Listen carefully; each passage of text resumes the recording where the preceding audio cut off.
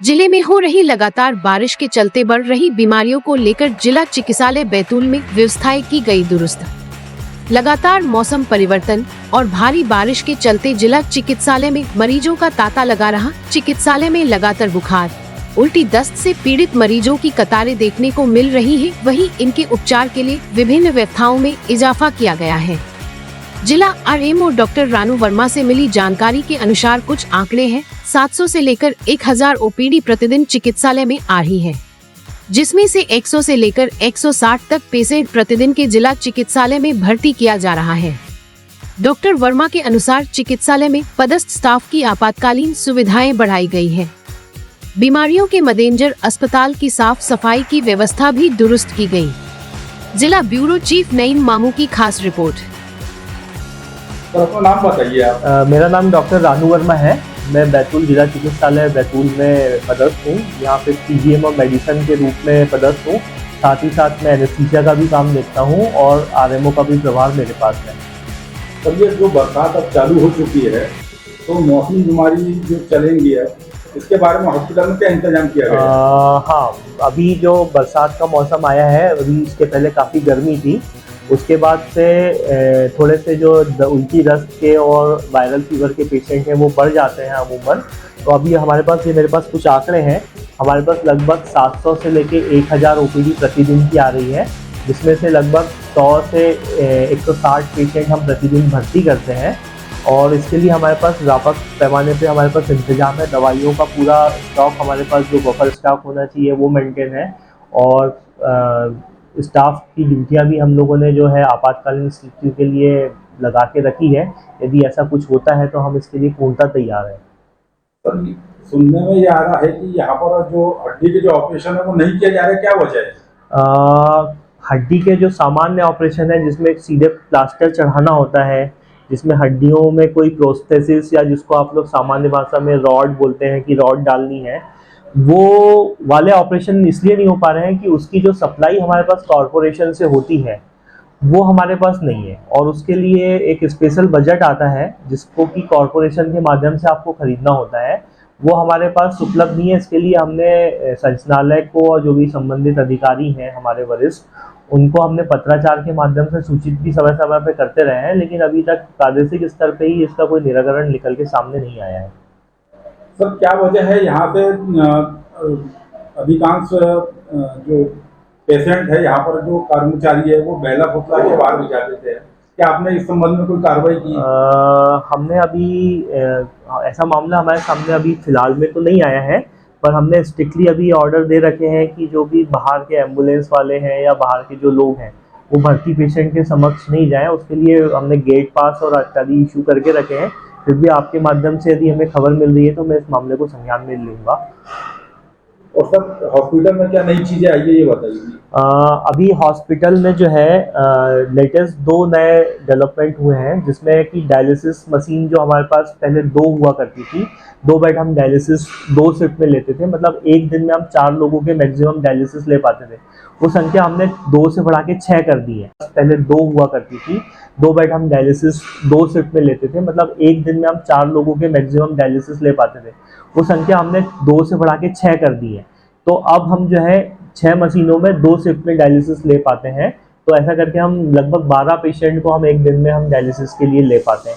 इससे हमारी जो डायलिसिस की टोटल संख्या है वो 150 के आसपास पहुंच गई है प्रति माह, जो कि हमारे पास पहले 10 से 12 हुआ करती थी। सर, जिले में जो प्रसूता वार्ड है वहाँ की क्या व्यवस्था है?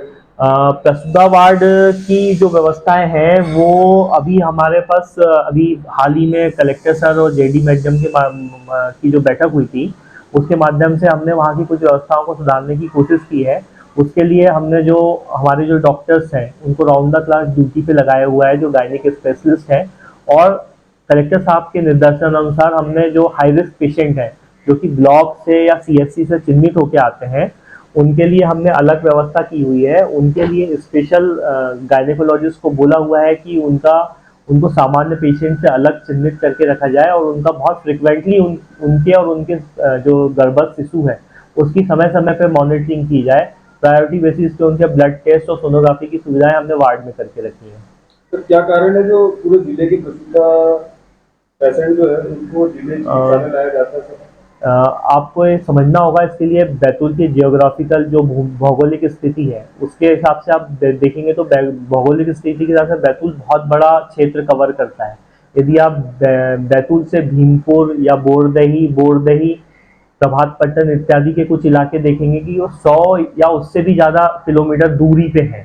ठीक है, तो मैक्सिमम जो वहाँ पे पेशेंट हैं, जो हाई रिस्क पेशेंट हैं या जो थोड़े गंभीर प्रसव संबंधी कोई बीमारी से ग्रसित है या ऐसे कुछ मामले हैं, तो वो सारे के सारे जिला अस्पताल रेफर होते हैं। साथ ही आपको ये चीज़ भी समझना होगा कि बैतूल जो जिला है उसमें 10 CSC है, कम्युनिटी हेल्थ सेंटर, सामुदायिक स्वास्थ्य केंद्र, जो कि एक काफ़ी बड़ी लगभग 1 से 1.5 लाख पॉपुलेशन को कवर करते हैं। उन एरिया को सामुदायिक स्वास्थ्य केंद्र बनाया जाता है। वहाँ पे अभी भी इमरजेंसी जो प्रसव वाले जो ऑपरेशन है या हाई रिस्क पेशेंट है उनके लिए गायनेकोलॉजिस्ट है, वो वहाँ पे अभी वो अवेलेबल नहीं है। तो उन 10 CSC में से सारे के सारे जो पेशेंट हैं वो जिला अस्पताल ही रिफर होते हैं और उनका ऑपरेशन भी होता है तो वो यहीं होता है। और हमारे जो मैटरनिटी वार्ड की जो क्षमता है, CSC है, कम्युनिटी हेल्थ सेंटर, सामुदायिक स्वास्थ्य केंद्र, जो कि एक काफ़ी बड़ी लगभग 1 से 1.5 लाख पॉपुलेशन को कवर करते हैं। उन एरिया को सामुदायिक स्वास्थ्य केंद्र बनाया जाता है।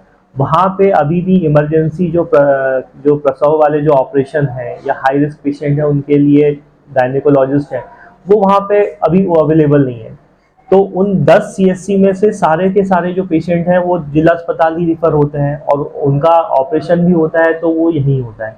और हमारे जो मैटरनिटी वार्ड की जो क्षमता है वो लगभग 150 बेड की है, जिसमें 50 बेड हमारे ANC के हैं, 50 PNC के हैं, है ना, और बाकी जो शिशु वार्ड और SNCU हैं उनकी हैं, जो शिशुओं का देखभाल करते हैं।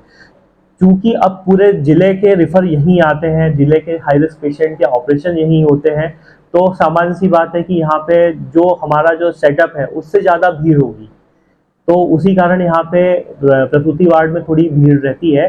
साथ ही मैं आपके माध्यम से एक बात और आपसे शेयर करना चाहूँगा कि यदि कोई पेशेंट 100 किलोमीटर दूर से बैतूल जिला अस्पताल रेफर होता है तो उसको वहाँ पे 108 की उपलब्धता और यहाँ तक पहुँचने का समय अमूमन 3 से लेके 6 घंटे के बीच का होता है। मैं एक औसत समय बोल सकता हूँ।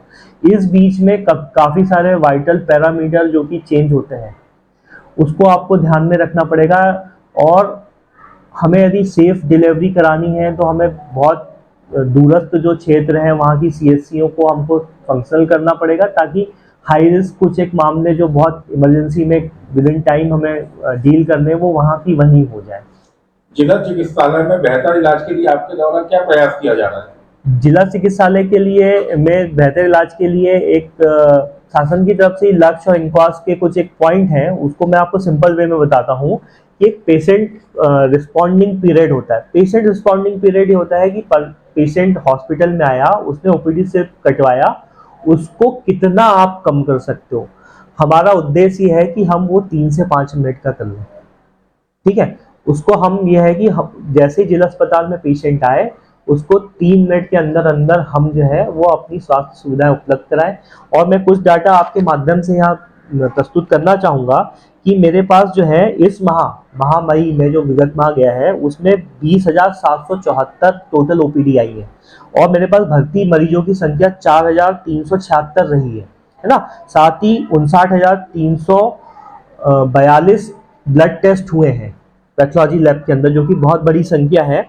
एक्सरे की संख्या 2977 है, लगभग 3000 मान सकते हैं। और सोनोग्राफी 2545, मतलब 2500 सोनोग्राफी हुई, जबकि हमारा एक ही सोनोलॉजिस्ट या रेडियोग्राफर मौजूद है। तो ये अपने आप में बहुत बड़ा आंकड़ा है। और हमारे पास ऑपरेशनों की संख्या भी मैं आपको बता दूं, सिजेरियन जो सेक्शन है उनकी संख्या 127 है, जबकि 381 नॉर्मल हुए हैं। और टोटल जो प्रसव है वो 508 हुए हैं माह मई में। तो ये अपने आप में बहुत बड़ी संख्या है। जो छोटे मेडिकल कॉलेज अभी नए खुले हैं उनके लेवल का यहाँ काम हो रहा है। मैं आपके माध्यम से बताना चाहूँगा कि हम जल्दी ही और अच्छी सेवाएं देने के